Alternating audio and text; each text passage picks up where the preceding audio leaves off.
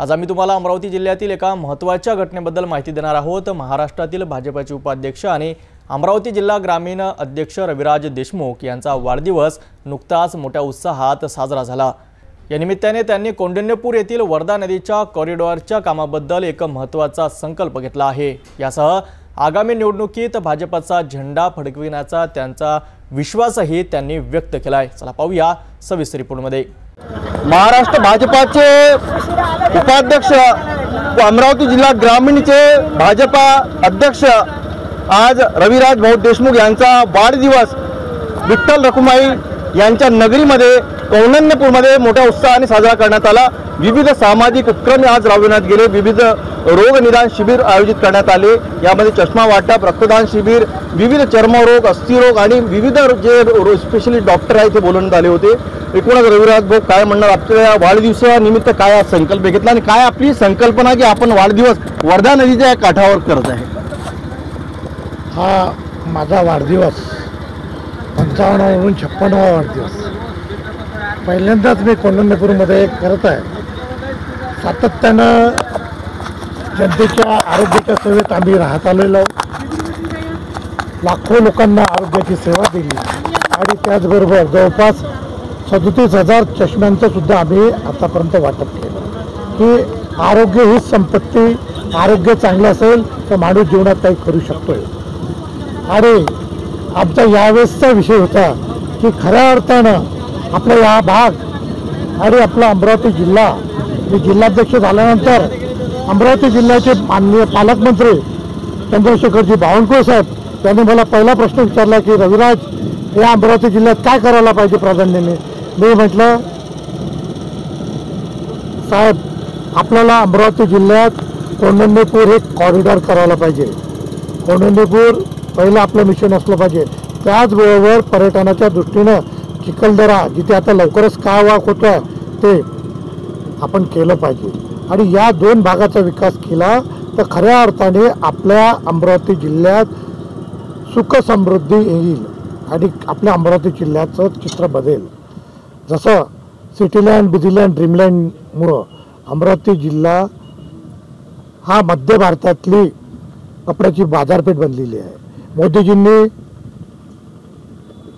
PM मित्रा या अमरावती जिल्ह्यात आणला आणि देवेंद्रजींनी टेक्स्टाईल पार्क या अमरावती जिल्ह्यात आणला आणि त्याच्यामुळे जवळपास भविष्यात 3 ते 4 लाख लोकांना रोजगार मिळणार आहे।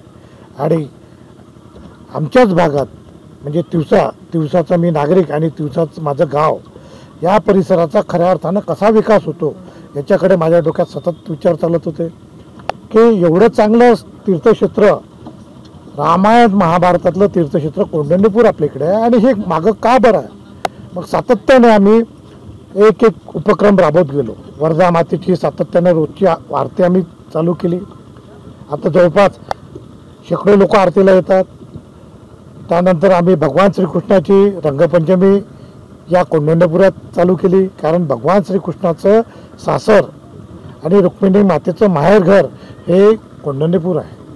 त्याचबरोबर रामायणातील भगवान श्रीकृष्णाचा आजोळसुद्धा कौंडिण्यपूर आहे आणि वशिष्ठ ऋषींनी साधनासुद्धा कौंडिण्यपुरात केलेली आहे। आणि आपण बघितलेले ऋषीमुनी म्हणजे राष्ट्रसंत तुकडोजी महाराज यांनी सुद्धा इथे साधना केलेली आहे। ज्यांनी हृदयाचं नातं जनतेसोबत निर्माण करून श्री संत अच्युत महाराज ज्यांचं अमरावतीत हार्ट हॉस्पिटल आहे त्यांनी सुद्धा इथे साधना केलेली आहे। हे पंचसतीचं स्थान असलेलं कौंडिण्यपूर हे जगाच्या नकाशावर पाहिजे होतं, पण आतापर्यंत मागं राहिलं आणि याच्यासाठी आम्ही सातत्यानं मागील 2 वर्षापासून जे उपक्रम राबवतो त्याच्याने आम्हाला जनतेपर्यंत पोहोचवण्याची संधी मिळाली आणि जनतेचा आणि पर्यटनाचा ओघ या कौंडिण्यपूरकडे येत गेला आणि जो आमचा इव्हेंट भारताभर गाजला आणि महाराष्ट्रात तर चर्चेचा विषय बनला की 211 मीटरची अखंड साडी माननीय पालकमंत्री चंद्रशेखरजी बावनकुळे यांच्या हस्ते आम्ही वर्धा मातेला अर्पण केलं। त्या साडीला हजारो लोकांनी हात लावले, म्हणजे एवढ्या भावनिकदृष्ट्या तो क्षण होता।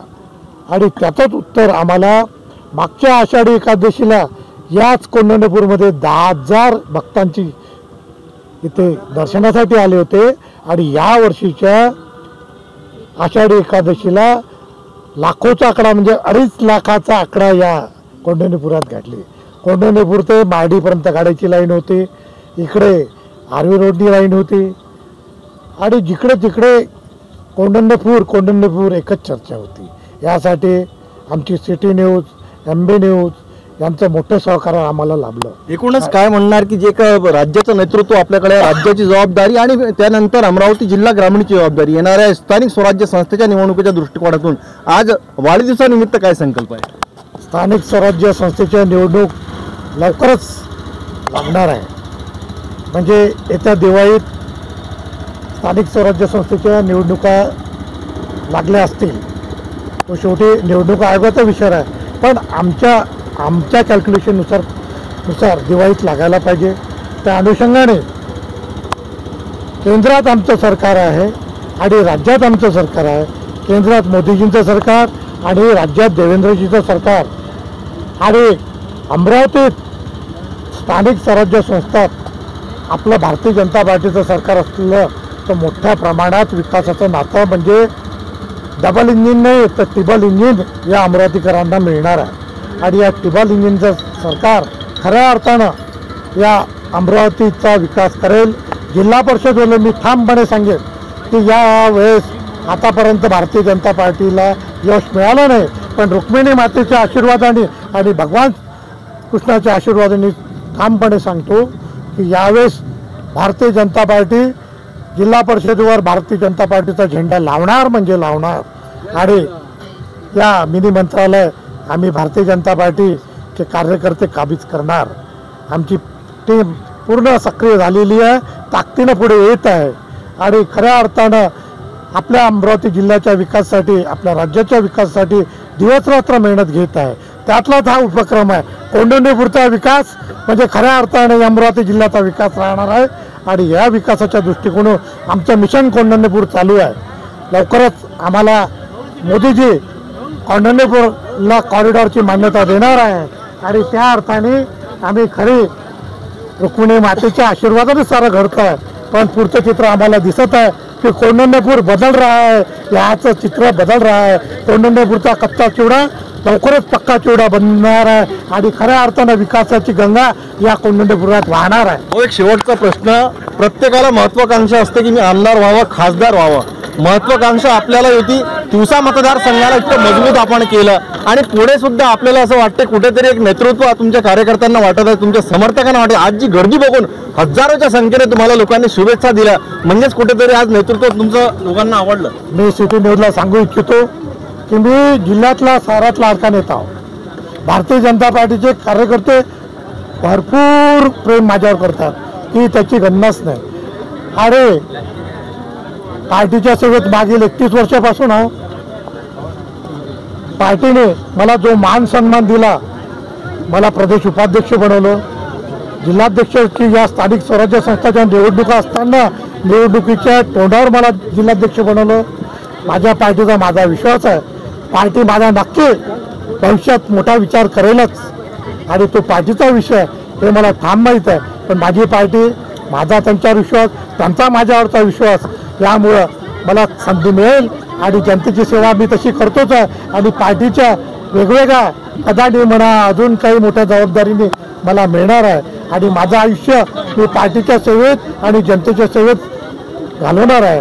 हेच माझ्या रुक्मिणी मातेला प्रार्थना आहे की मला माझ्या जनतेची आणि माझ्यावर प्रेम करणाऱ्या कार्यकर्त्यांची सेवा करायची संधी सतत मिळो आणि याच्यासाठी माझं आरोग्य चांगलं राहो, जेणेकरून मी शेवटच्या श्वासापर्यंत माझ्या कार्यकर्त्याची आणि जनतेची सेवा करत राहील आणि खऱ्या अर्थानं कोंढाणेपूरचं चित्र बदलेल.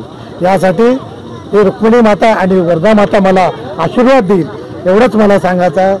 आणि खऱ्या अर्थानं या भागाचा विकास करायची माझ्या मनात आहे. आणि आजचं कोंढाणेपूर पाहा आणि भविष्यातलं कोंढाणेपूर बघा की काय चित्र बदललं राहील. तुम्हीच सिटी न्यूजने आज रेकॉर्ड करा आणि भविष्यातलं कोंढाणेपूर काय राहील ते मला 5 वर्षांनी सांगा. आज आपण शेतकऱ्यांचा सत्कार केला, विशेष म्हणजे महिला शेतकऱ्यांचा सत्कार केला, म्हणजे आज आगळा वेगळा चित्र दिसतं कुठेतरी.